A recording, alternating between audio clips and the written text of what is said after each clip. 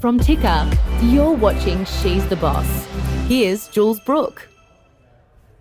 Hi and welcome to She's the Boss, the show that is all about female founders and women doing amazing things in business.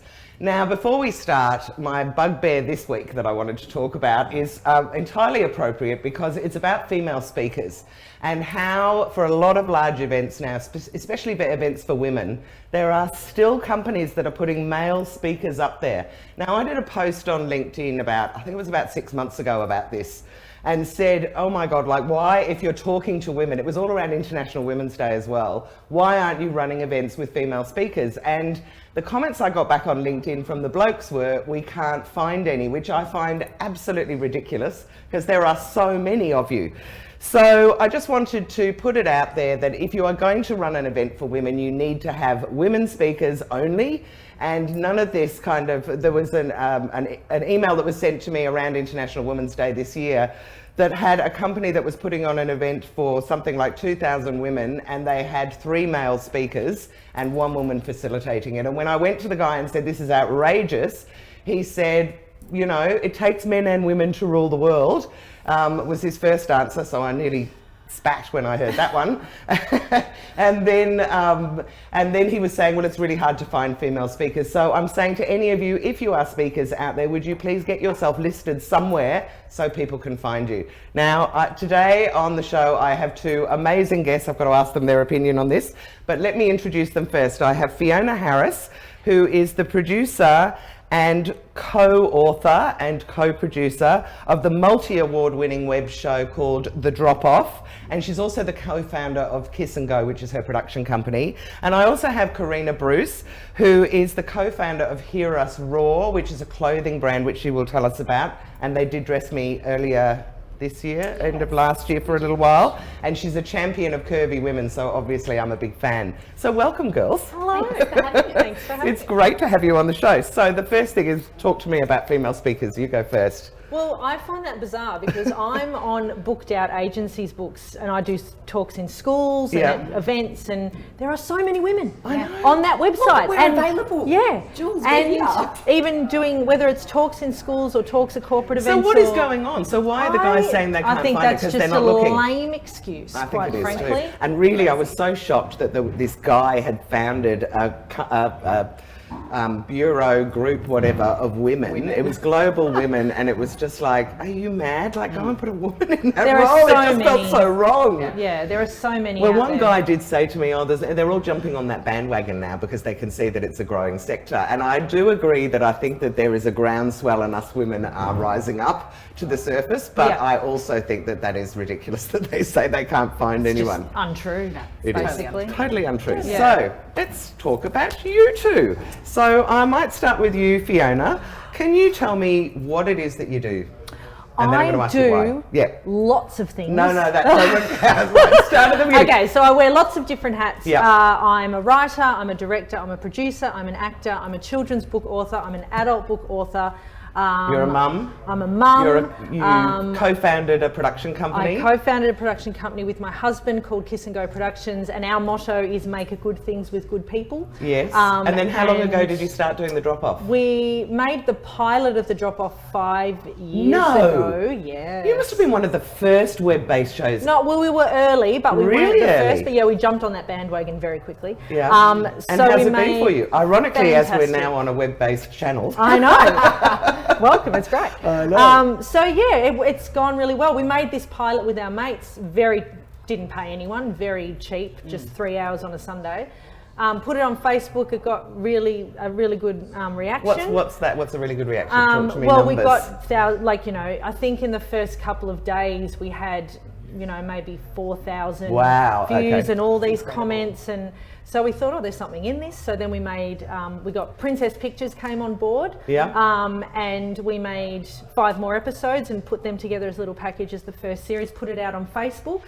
And again, got fantastic traction, great reaction. It's people the perfect really platform responded. for you too, considering all the mums that are and on dads there. And sorry, if you don't know what The Drop Off is about, just tell them very quickly. quickly. So The Drop Off is a short form comedy series. The first series episodes were only 3 to 5 minutes long, and it's all based in a schoolyard for parents who are maybe a little bit wrong world with their conversations. And it's basically about a friendship and very observational humour about what's going on around them. But we wanted to go against the way I've always seen mums in particular represented on anything to do with a school is nasty and cliquey and just horrible. When it's quite funny and it's also warm. And so we wanted to represent our experience of our school which is community, at Ripponlea Primary. Which is Ripponlea Primary. And we have this beautiful community of, a diverse range of people who all get along, and there's no nastiness I used to or love bitchiness. going to do the pickup actually. Yeah. And the drop off, of course. Yeah. Pickup too. Because it's just great to talk to the other parents, and in the morning you go, phew, okay, they're gone for the day. It's a very weird time of day because you're very vulnerable, you're tired, you might not have got much sleep, you might still be in your pajama might not look pants, at your best, that's right. You're not looking your best. Did they get their school lunch? Yeah, exactly. So you're very fragile, so you might say things to people you wouldn't necessarily say during the day, which starts these friendships and this closeness. And then we got funding from Screen Australia to make 6 more episodes, and they were longer, up to 11 minutes long.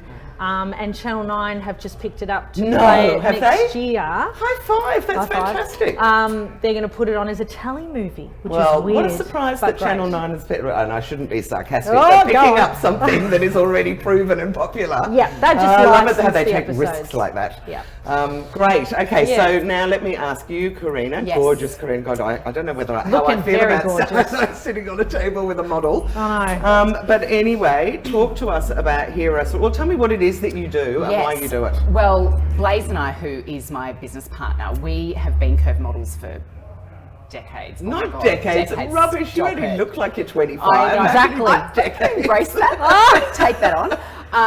And we just constantly found that every brand was putting us in frumpy moo dresses and things that we would never wear. You don't even look curvy to me. I mean, no disrespect, obviously. But in you're the industry, curvy, I absolutely am. That is bizarre. So if you're over a certain size, you're immediately put in. Over a 10? 12.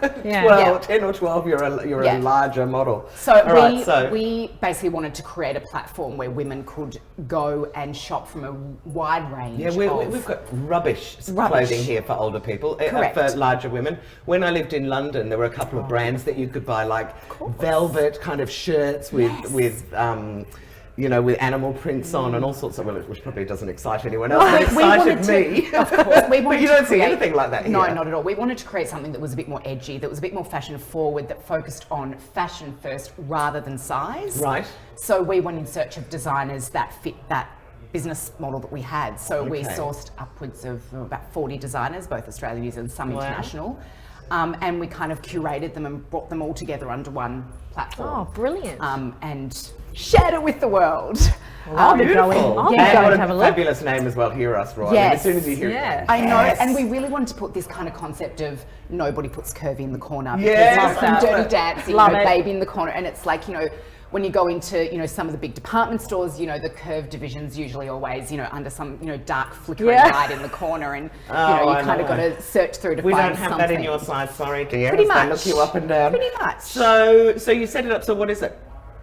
It's a marketplace. So it's a marketplace for multiple designers. Correct, for a curve designer. So that you can go online and buy from one of, how many designers have you got on there? Over 40. So you can choose from, luxury kind of evening wear all the way through down to, just your slacks or your, And it's all online? Sorry. All right. Cool. So we do have... I'll be looking it up. That's what I want to know. I know. We do have an offline strategy. So one of the things that we started early on is we understood that our customers really wanted that sort of in-store presence as well.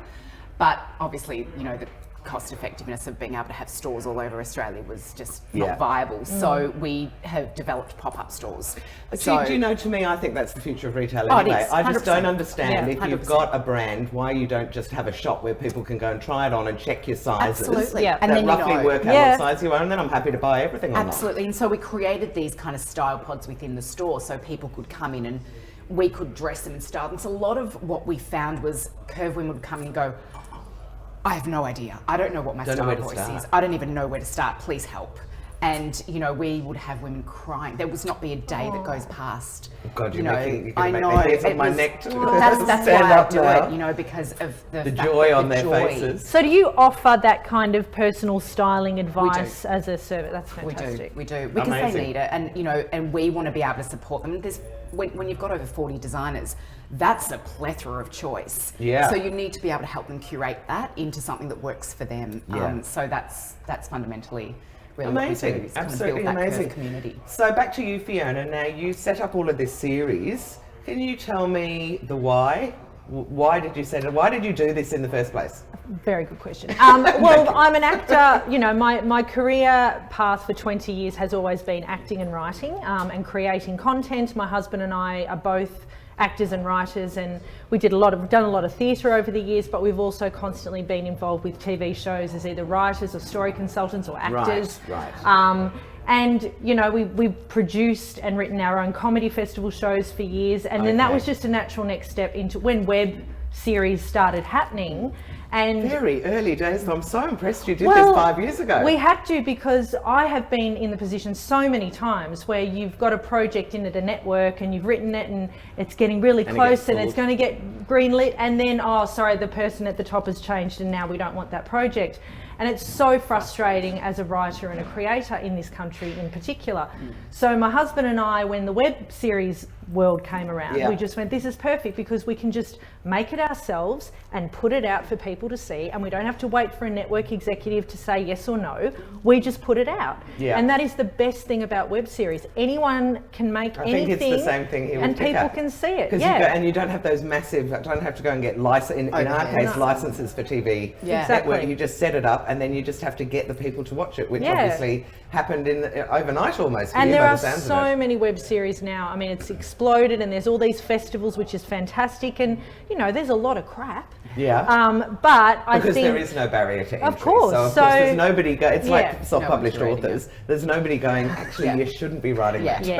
Put that away, love. Actually, which brings us straight to just show everyone your book. So this is the book. This has just been launched, hasn't it? I don't know what camera. There, we can see it now. Good. So yes, this came out of the fact that obviously the web series. I'm a children's book author, and my publisher of those books saw the web series, loved it, and gave us a call and said, have you ever thought about making this a novel? And we said, no. Even though that's been on my bucket list since I was a kid. My sister-in-law, I think, bought 11 or 12 of them. Kylie Jeffers, our #1 champion, she bought 11 copies. There you go. And sprinkled them out to all of us and said to me, you might like to have Fiona on the show. Yes, she's amazing. Thank you, Kylie. And so, yeah, we met with the publisher, which is Echo, Bonnier, the UK company, and had a chat about what that might look like if it was a book, and it was great because we know these characters so well, so we got to suddenly go into their lives and their backstories and really expand on them, and having them in our head the whole time while we're writing is obviously fantastic. Yeah, fantastic. By Christy Whelan Brown and So talk to me. Okay, now we're going to move away from what you do, and we're going to talk about how in heaven's name you're financing it, because I'm really interested in this, and I will come back to you in a minute. First, I'm really interested because I know that you went down. Oily rag. Which is really common for women. I think and up until recently, I used to pat myself on the back and did it with no money. But actually, if you look out there in sort of the full world and include the blokes in it, half the blokes come out of MBAs and go, I've got this great business idea, I can't even open the door till you give me $1 million. And yet here we are going, it's great, I've done it, and I've sold the car, and I've done this, and I've got $8,000, and I've eked it out for a year. And I've prioritised each of the so tell me about your finance journey for... So early on, we realised, and part of our business model, obviously being a marketplace, is we realised we would need investment funding. So So you had it up and running at that stage, or was it just an idea? No, we had it up and running because we felt, being in the retail sector especially, and being within a niche market, being Curve, you've kind of got to have a few runs on the board for people to take you seriously. So how did you finance the initial part of it? I mean, you had to build a website. So friends, just savings, network, friends, family, you know, our connections. Favours. Favours, 100%. I think a lot of women's businesses are run on favours. We all do. It's like a barter system that's going on underneath the surface. It is. We'll help you. It's just, you know social media. I know PR. Let's do a swap. 100%. And that really works. I find for women. Does. You know, we're real natural sort of negotiators and you know that and type good at living on no money as business people. But anyway, Well, so we- you started off smell of an oily rag. Yes. You've got it up and running, We got and it up then you and decide running you need quite finance. successfully, and we identified basically 3 projects, call them projects if you will, that we would need funding because obviously we needed to scale to make it a viable business. Yeah. Okay. Being a marketplace. So we thought, how are we going to do this? Both Blaze and I had no background in terms of investment, so we had to do a lot of research.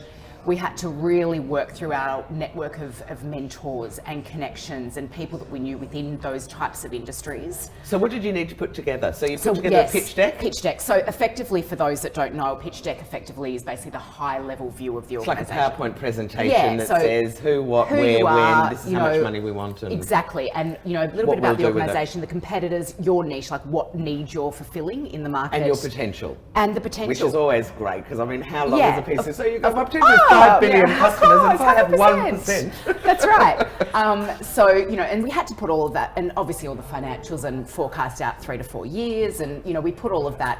Which is a lot of It's work. a lot It's of work. a lot Blood, of work. sweat, and tears went into that, and we, you know, we certainly did what I would consider a really good job at it, and we started to promote that, and we started to get that out into the sort of investment marketplace, and Which you is know, very masculine. very masculine. And I think when you first go into it, especially being women, you know, you're so optimistic. Yeah.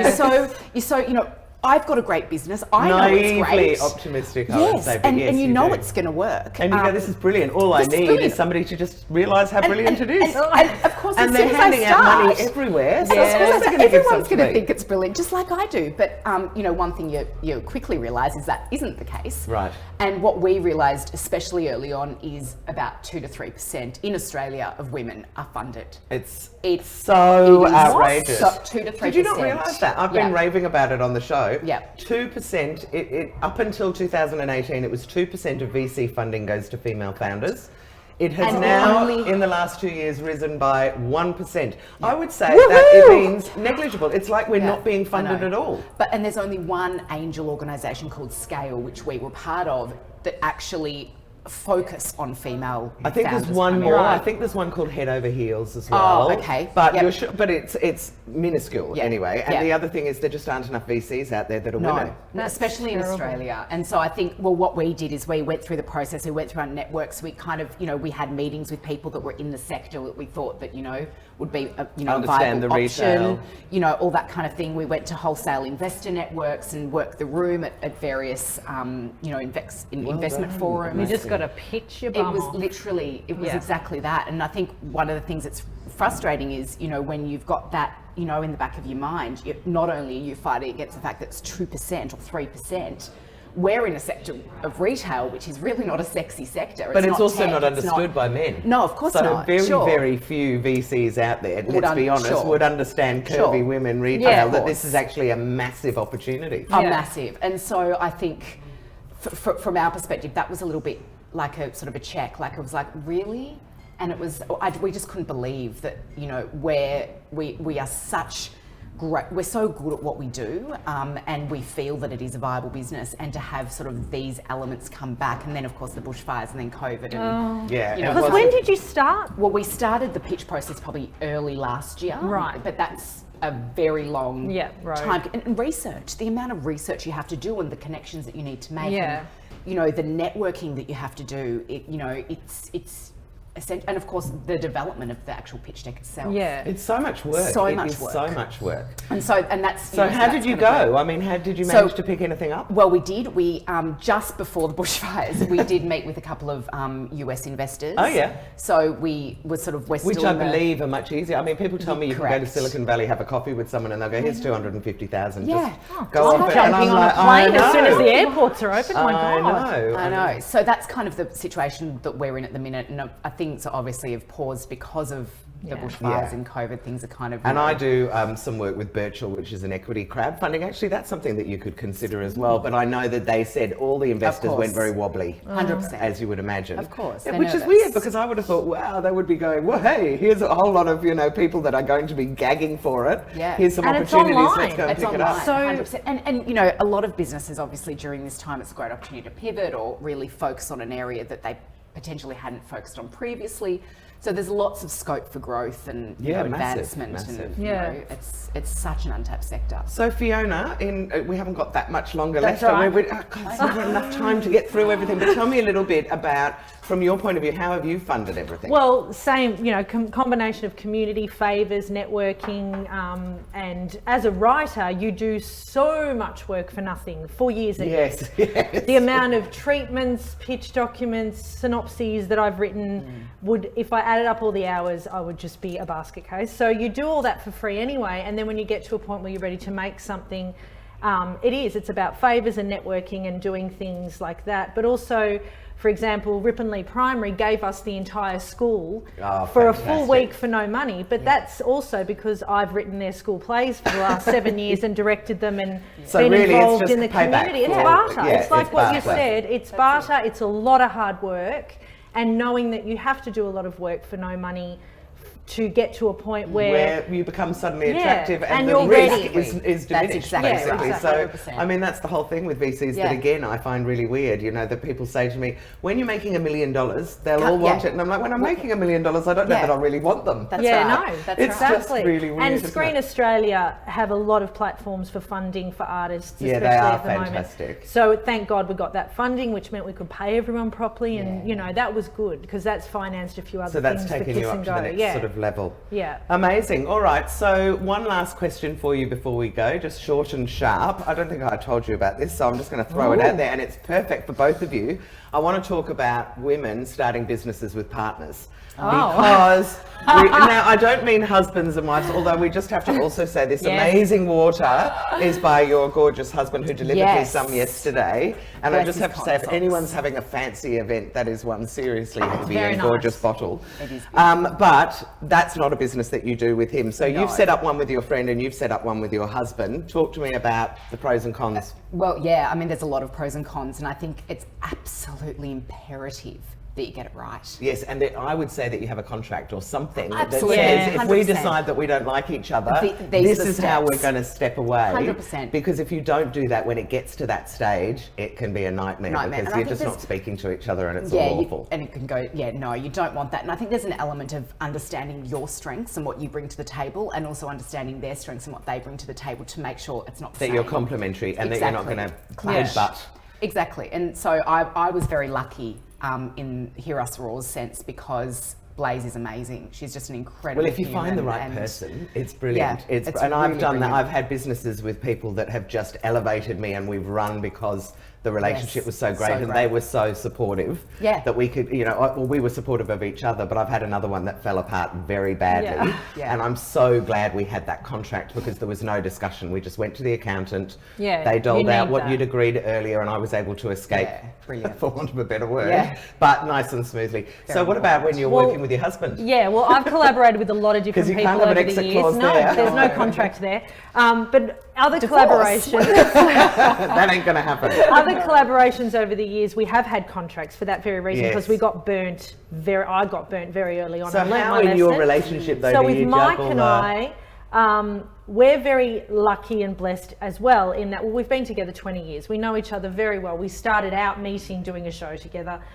We're very different, and I think that works. So I think we've got his skills and my skills are very different, and so when they come together, so I think the advice is, I think as women, there is a huge comfort in having someone do the journey with you, but I do think that you need to be very careful if you're not married to them. I would say contract is imperative, 100%. and do it at the beginning when you're great mates. And you go, I can't imagine this happening, but if we did, this is how we do it. Because if you're not mates at the end, it can just be a nightmare. 100%. Right. Well, we have managed to do our half hour again, and I feel like I've hardly even touched the side, so I will definitely interview you both in my podcast. But so I just want to say thank you very much for coming to the show today. I hope you've enjoyed it. These two women are amazing. I also want to let you know that there is now a website at she'stheboss.com.au. I am running free Zoom lunches for any women out there that are female founders that would like to be with a whole lot of other women. You're welcome to come along on a Friday lunchtime. It's incredible. And you just go to she'stheboss.com.au or go to the Facebook page She's the Boss, and you will find a whole lot of other women that you can chat to and that will support you. So I hope you've enjoyed the show today, and I very much look forward to having you back next week.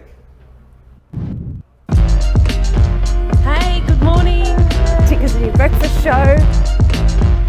Well, most of the time in the morning, I annoy people.